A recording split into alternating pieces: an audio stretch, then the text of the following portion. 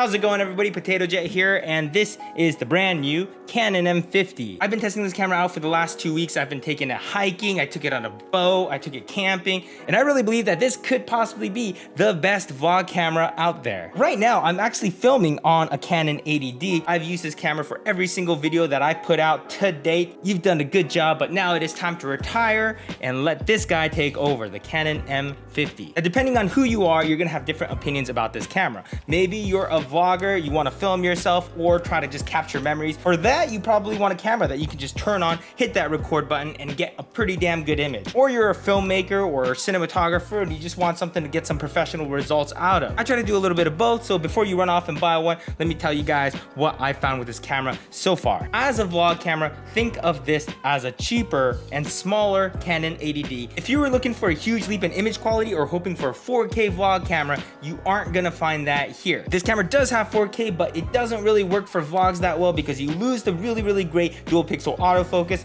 and also the sensor crops in a bit, so it becomes harder to like film yourself because it's in so tight. On the other hand, I think the 80D might be one of the best vlog cameras out there, so having that in a smaller, cheaper body, I mean, that's awesome. So even though the 4K in here isn't spectacular, don't let that be a huge turnoff. A lot of great vloggers shoot their stuff in HD. I mean, yeah, 4K looks sharper, but it's also huge file sizes, a lot more processing on your computer. Right now I'm shooting on HD, but if this were 4K, I would have filled up so many memory cards by now. You know how many crappy takes I've taken so far? I mean, there's so much footage on this camera. I'm terrible at this. I've said each thing 5 times just to get this take. This take took me 5 tries. But one added benefit that the M50 has the 80D doesn't is the super slow motion at 120 frames per second. Pretty cool, you can definitely capture some interesting moments in this frame rate.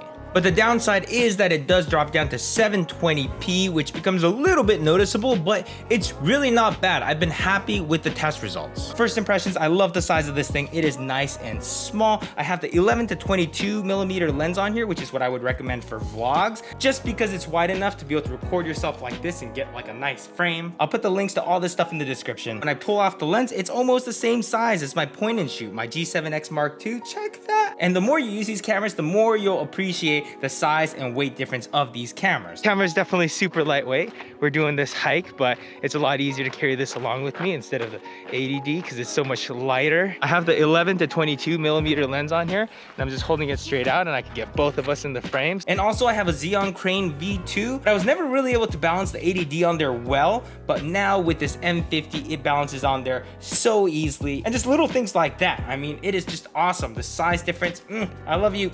Taking a look at this low light capabilities, it's no surprise that the M50 and the 80D are very similar. Both are set to 6400 ISO, f-stop at 4.5 with a standard color profile. Really dark right here, but we have the ISO max set at 12,800, the shutter at 125, f-stop at f4. You can see a little bit, it's really grainy, but it's also really dark. f4 is gonna be the biggest limiting factor here. So I'm gonna throw on a 1.8 f-stop lens real quick, and I'll show you guys what that looks like. Okay, now we're at f1.8. It's completely dark right now. Can you see me? Would you be surprised if I could see you? Yeah, I'd be really surprised. Oh my gosh, you could see me. Oh my gosh, that's crazy. To me, everything's like really dark. I could see more through this camera. It's definitely darker than it looks on the screen. Like I can't really see your face right now. It's so dark, but on this camera, I can kind of see a little bit of it. That's really cool. That's really cool. Just to give you guys an idea of how dark it actually is right now, this is what my iPhone sees.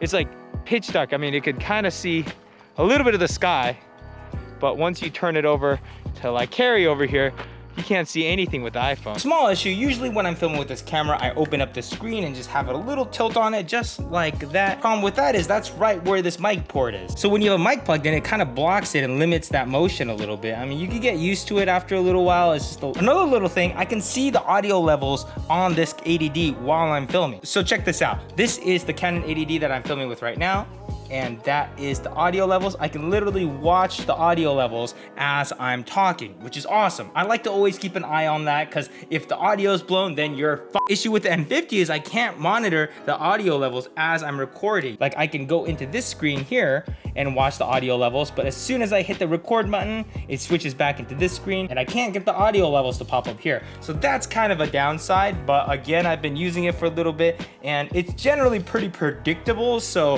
it hasn't been too much of an issue, but I really think it'd be awesome if they could just put the audio levels right here, because I like to watch that thing. Technically, the M50 has a weak sauce battery compared to the Canon 80Ds. I took the M50, the 80D, and the G7X. I put them all on 1080p, 24 frames per second in IPB codec, and I just let them record for as long as they can. And on one battery, this was able to record about 2.5 hours of footage in HD before the battery died. I thought it was pretty good. But nonetheless, you're definitely gonna want a couple of these. The 80D can get about 3 hours, and this records about 1 hour and 37 minutes. Now, what if your goal isn't to shoot vlogs, but to shoot cinematic looking professional video? Then you're gonna wanna switch it into manual mode and just dial in all your settings. Now the 4K starts to take place here. Over there.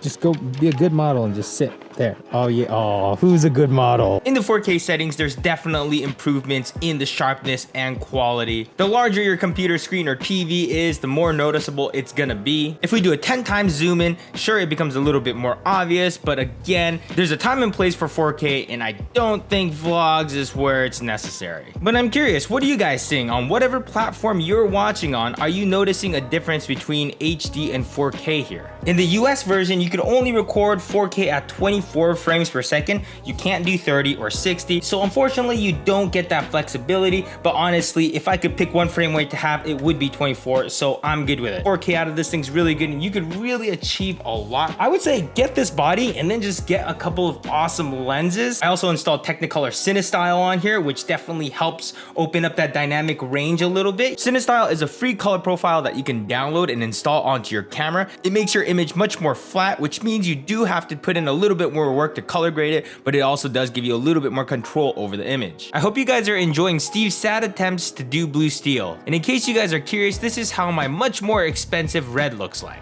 Definitely much sharper and has a much nicer highlight roll off, but it was definitely surprising to see how close it could get. If you guys are curious enough to see a full video comparing these two cameras, let me know. If you're like me and you already have a lot of Canon EF glass, then it's definitely worth getting this adapter. This one's one of my favorites. It's the 18-35 Sigma 1.8. This adapter lets you put any Canon EF lens onto this M50. And it's great because the autofocus and all the controls work just as well on here through this adapter as it would on this 80D. Like the autofocus of switching back and forth between Steve's stupid face and the background, it reacts pretty quickly and pretty accurately, so I'm impressed. One of the big complaints about the 4K in the M50 is that you don't get that dual pixel autofocus anymore. So your focus isn't gonna be nearly as good. It's always hunting, it's always blurring out. I wouldn't recommend using it so much, but that doesn't really bother me too much. Like I said, if I'm shooting in 4K, I'm not trying to shoot like a vlog style. I'm trying to get more cinematic footage, so I'm willing to put a little bit more work into that. So I go fully manual. Whenever I shoot on a professional camera like this Red camera, I'm shooting in manual focus anyways. Instead of having good autofocus in these cameras, they give you tools to get really precise manual focus. And that's exactly what this M50 does. It gives you something called focus peaking, which is basically a red outline around everything that's in focus. Because it's really hard to tell what's in focus on this little screen, so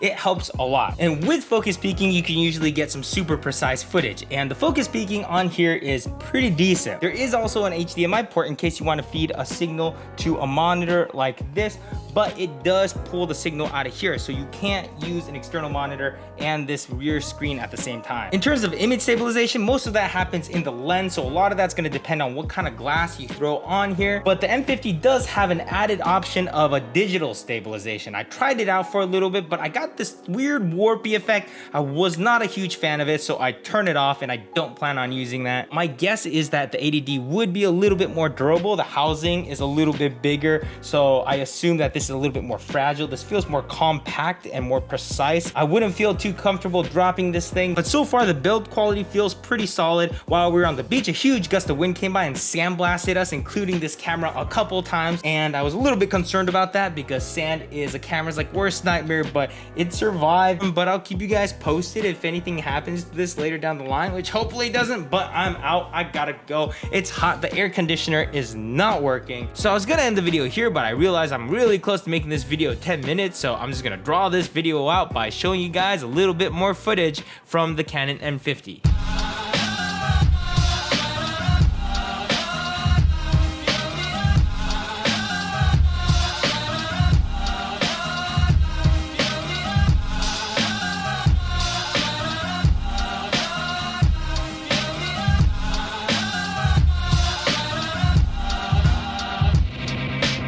Yeah, look at that beautiful Jeep.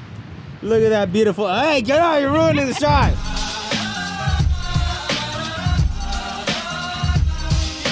Hooray, we made it past 10 minutes. Good work, team. Bye.